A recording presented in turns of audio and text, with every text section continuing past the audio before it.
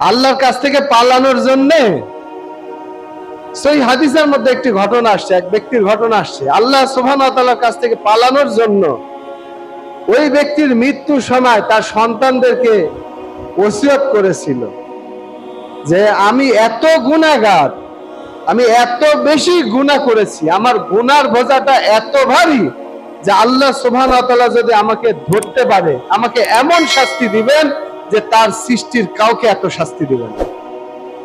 তা আমি মারা গেলে তোমরা আমাকে আগুনে জ্বালিয়ে ছাই করে এই ছাইগুলাকে পাহাড়ে পর্বতে বিভিন্ন জায়গায় উড়াই দিবে, নদীতে সমুদ্রে বিভিন্ন জায়গায় উড়িয়ে দিবে যেন আল্লাহ আমাকে ধরতে না পারে।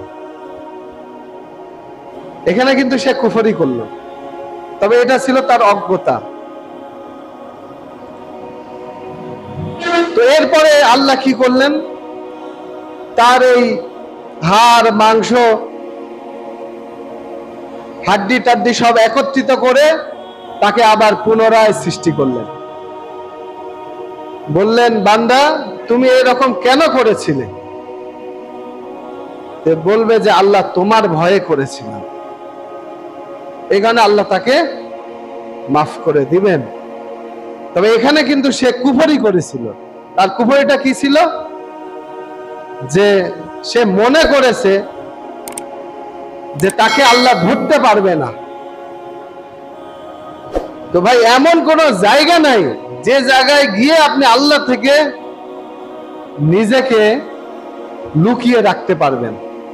অবস্থায় যে কবরে গিয়ে বসবে তার বিপদের কোনো অন্ত থাকবে না। সে কঠিন এক পরীক্ষার মধ্যে পড়বে, এক ফিতনার মধ্যে পড়বে কবরের মধ্যে গিয়ে।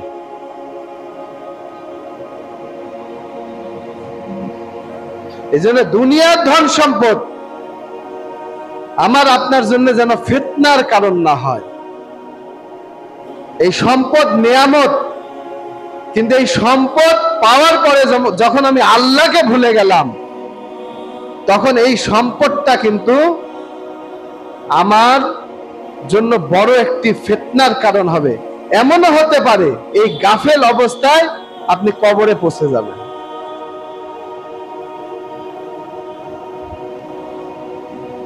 তখন বাঁচাবে কে ভাই?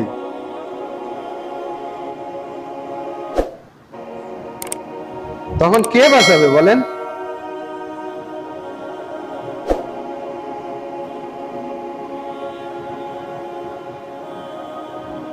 ইয়াসলাউনাহা ইয়াউমাদ্দিন ওয়া মা হুম আনহা বিগাইবিন। বিচারের দিনটা নির্ধারণ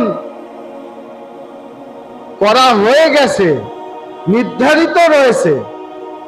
সেদিন পালানোর মতো কোনো জায়গা পাওয়া যাবে না। কোথায় পালাবেন?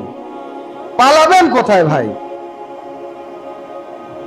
পালানোর কোনো জায়গা নাই। কোথায় পালাই যাবেন? আল্লাহ থেকে আপনি কোথায় পালাবেন?